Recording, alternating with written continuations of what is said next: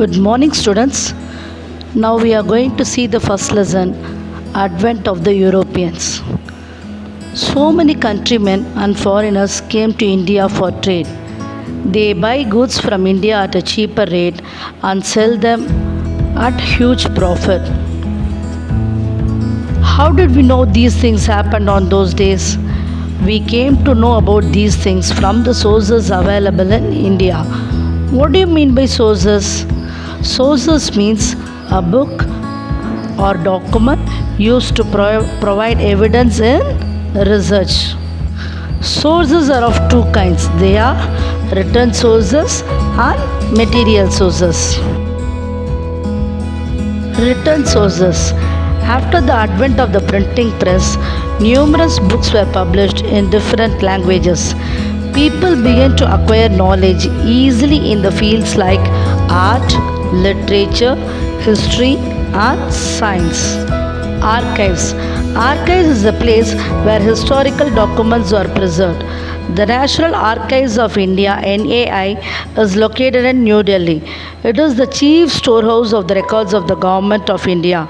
It contains authentic evidence for knowing the political, social, economic, cultural, and scientific life and activities of the people of India. It is one of the largest archives in Asia. Tamil Nadu Archives is located in Chennai. It is one of the oldest and largest document repositories in southern India. The most of the records in the Tamil Nadu archives are in English. The collections include series of administrative records in Dutch, Danish, Persian, and Marathi. Few documents are in French, Portuguese, Tamil, and Urdu. Material sources. Many paintings and statues are the main sources of modern Indian history.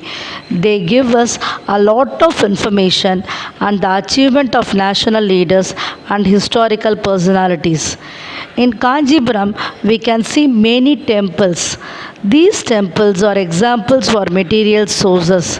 St. Francis Church at Cochin, St. Louis Fort at Pondicherry, St. George Fort in Madras, etc. are examples for the different styles and techniques of Indian architecture. Advent of the Europeans. Ottoman Turks captured Constantinople, which is the main route for Europe to enter into India. All the land routes to India was closed. So, Portuguese encouraged the countrymen to find out a new sea route to India. Prince Henry the Navigator. He explored the unknown regions of the world. Then Bartholomew Dias. He stopped at the southernmost tip of Africa.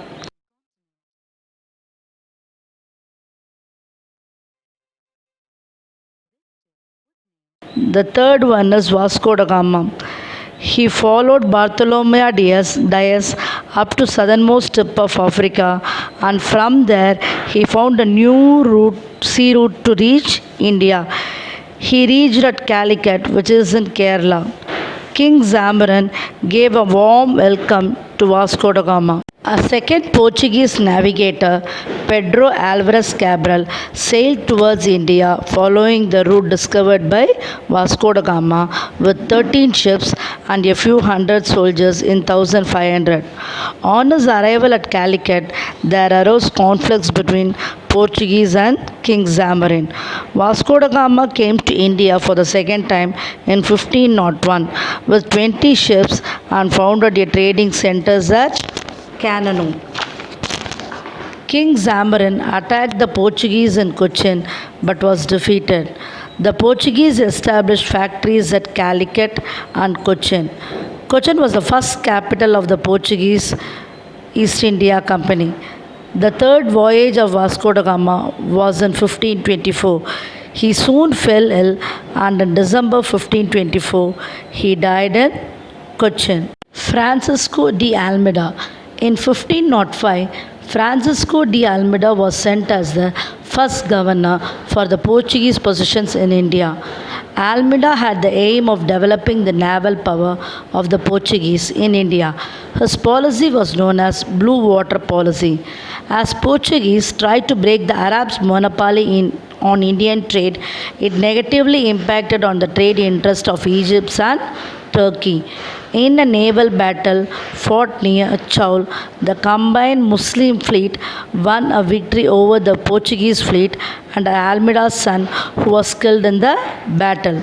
Almeida defeated the combined Muslim fleet in a naval battle near Dayu, and by the year 1509, Portuguese claimed the naval supremacy in Asia. Alfonso de Albuquerque. The real founder of the Portuguese power in India was Alfonso de Albuquerque. He captured Goa from the Sultan of Bijapur in November 1510. In 1515, he established the Portuguese authority over arms in Persian Gulf. He encouraged the marriages of the Portuguese with Indian women. He maintained friendly relations with Vijayanagar Empire. Nino de Cunha. Governor Nino de Cunha moved capital from Cochin to Goa in 1530. In 1534, he acquired Basin from Bahadur Shah of Gujarat. In 1537, the Portuguese occupied Dayu. Later, they wrested Daman from the local chiefs of Gujarat. In 1548, they occupied Salsette.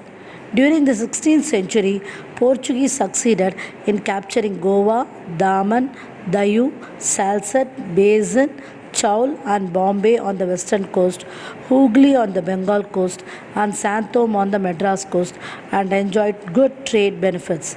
The Portuguese brought the cultivation of tobacco to India.